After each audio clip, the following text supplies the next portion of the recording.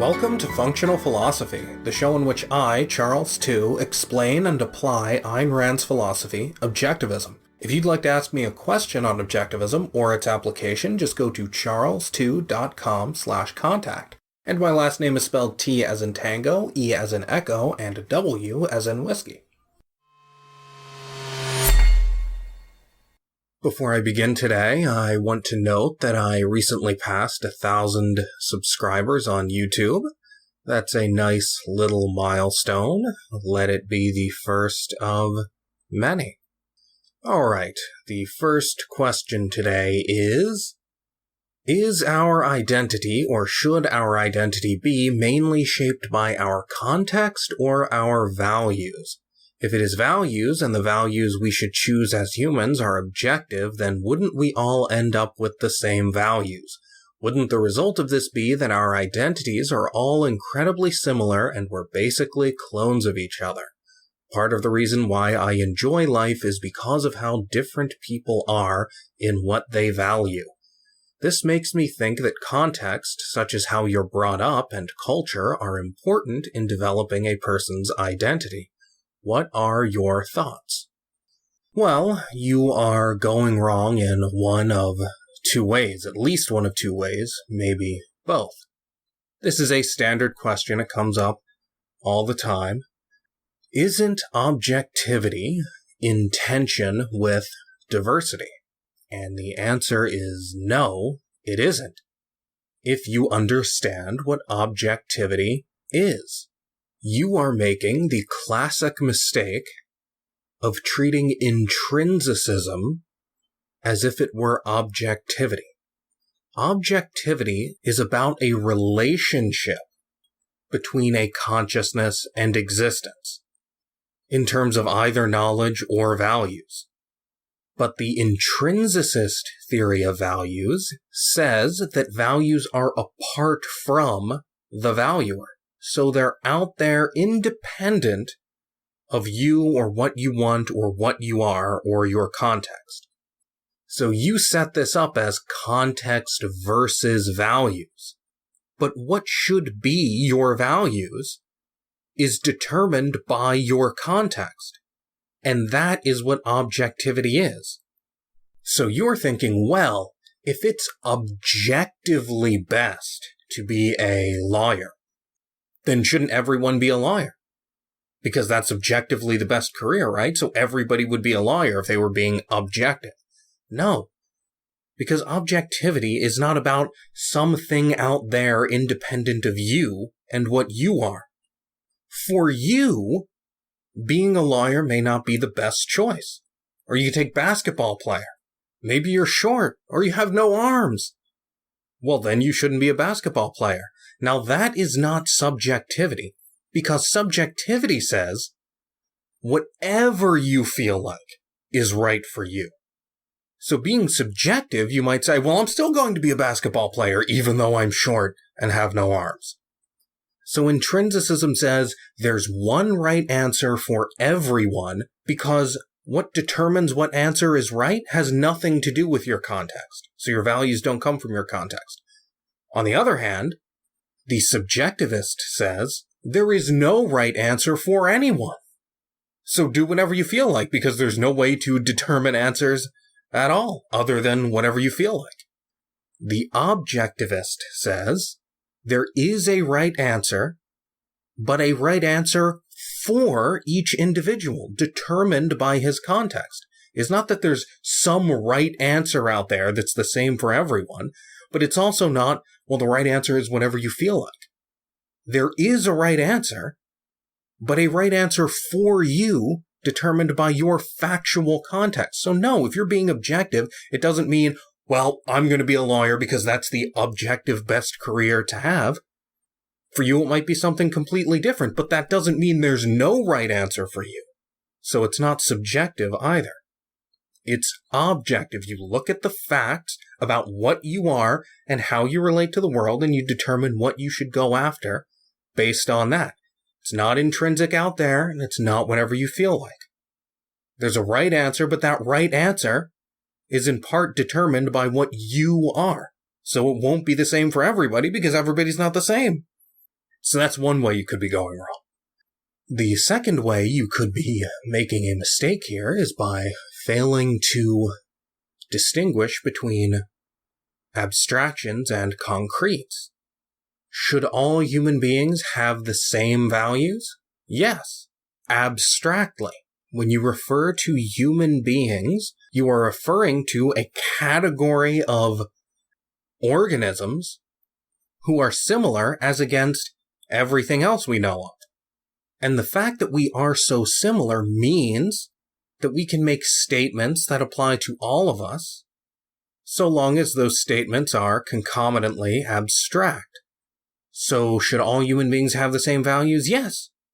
We should all have productive careers, for instance. Everyone has the same values, or should have the same values, in that sense.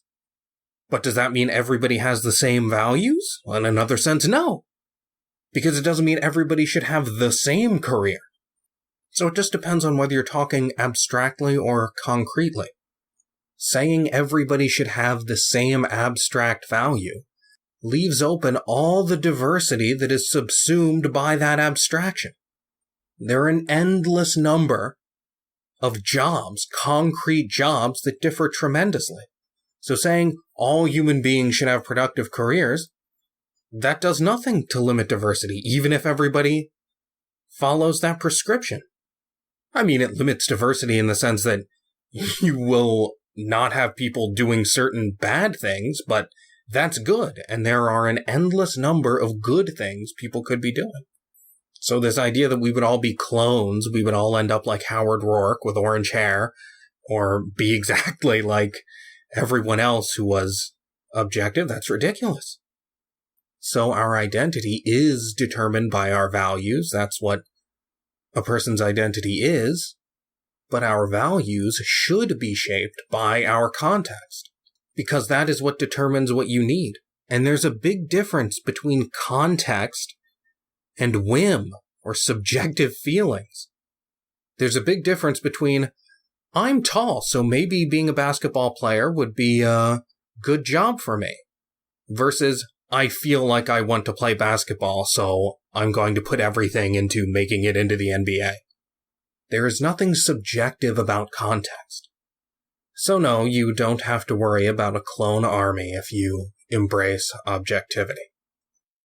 Next, would it be fair for the state to own non-tax funded businesses in an objectivist society? First, let's get rid of taxes right here, because objectivists don't believe in taxation. So let's say businesses not funded by contributions intended to support the government.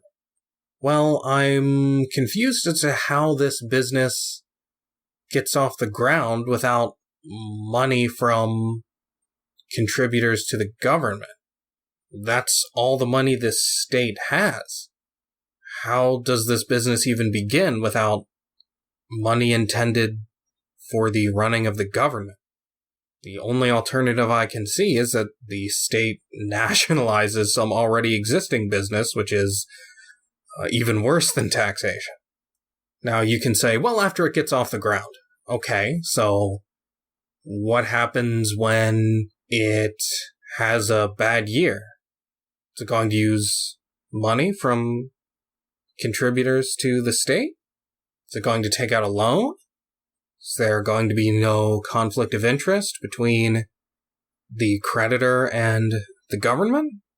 What about if it goes out of business? Then what? Does the government just stay out of that business forever?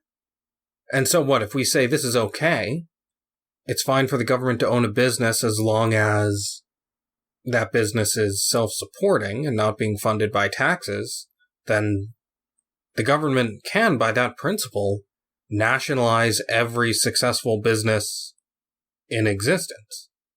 Because those are all self-supporting, so there'd be no taxation. Just have the government run all the successful businesses. And then no taxes involved. If the state owns a business, what is the difference between the prices it charges you for its goods or services and taxes? Well, if that is your conception of zero taxation, if that's your way of getting rid of that problem, then I suppose the Soviet Union is the zero taxation paradise that we've all dreamed of. No taxes there. The government just owns everything. You see, what you're saying is just, you're trying to come at this through another direction and thereby avoid calling these things taxes. But the problem is government control, government ownership, government power over the disposal and use of wealth. It doesn't matter if the government gets it by first letting you have it and then taking it from you, when we call that taxation, or whether the government says, you know what, we just own everything from the start, so there are no taxes because we own it already. There's no difference. What you're saying is, wouldn't it be okay if the government just enslaved us? Because then it wouldn't have to tax us. It would just already own us. So there you go, no taxation. Well, I think you're missing the spirit of the conversation here. There are no taxes in the Soviet Union. You simply work for the government, produce the bread, and then it gets redistributed through the bread lines. Boom, zero taxation. Nothing's taken from you. You're not taxed. You just work for the government. The government just owns the business. And it's not funded by taxes. What taxes? No, everybody just works for the government. You have to play these things out, see what they imply in principle. And your suggestion really boils down to substituting direct slavery for indirect slavery. Well, I don't consider that an improvement. I don't even get to kiss my money goodbye. Next question. On social media, I have realized that many once proclaimed objectivists have turned to Alt-Right Hoppeans. They believe in ethnicity-driven covenants that they support by saying, quote, that it is ridiculous to believe in a universal man as Ayn Rand does. We are clearly not equal and therefore can't be equal in our capacity to reason and use free will, unquote. It is with this that they justify a white homogeneous state, IQ tests, etc. I am extremely curious to hear your views on such rhetoric, particularly on the universal man. Well, the confusion over the universal man is really just confusion over universals. This is just the problem of concepts in a particular concrete form. How can unequal people have equal rights? That's the question here. As with the first question I took today, this mistake comes from a failure to distinguish the abstract from the concrete. People are equal, politically equal, as a consequence of the fact that they all are the same kind of beings. They all fall within a range in terms of degree of intelligence or capacity for awareness. Now, because of that, it is warranted to treat them all interchangeably, even though they are not actually all concretely the same. You may as well ask how we can use all tables to set things on. How can you say that all tables are different? No two are exactly alike. There's no such thing as a universal, meaning a concrete core thing that is the same about every table. They're all different. So how can you treat them all the same? Because, though they are different, they all fall within a range, which is why we classify them as tables, and their falling into that range means that they are the kind of things that we can set other things on. That's what a table is for. Even though they're all different, we can treat them as interchangeable in that abstract way. It's true, there is no universal in man. There is no thing that is exactly the same in every man. We are all different in every way. However, we are all similar enough in terms of intelligence such that we can say that the consequences of treating all men equally, politically, are good. Let's say there are smarter people and dumber people. How can you justify treating the smart people like the dumb people? Well, I don't justify treating them exactly the same. Concretely, you can make the distinction, but politically, I justify treating them the same because they are the same, in the sense that they are both intelligent enough that they are more valuable to me as free-thinking people than they are as slaves. This is not true of cows or any other animals. So even though no two human beings are exactly alike, we're all similar enough that we can say leaving a human being free, no matter how dumb he is, as long as he still qualifies as a human being, is to every individual's benefit in principle. Now, what's funny about this, from the racist perspective, is that you can make the same argument against any ethno-state. There are no two white people who are exactly the same. So, if you want to split groups up because the groups aren't the same, well, no individuals in the groups are the same. This is actually an argument for disintegration.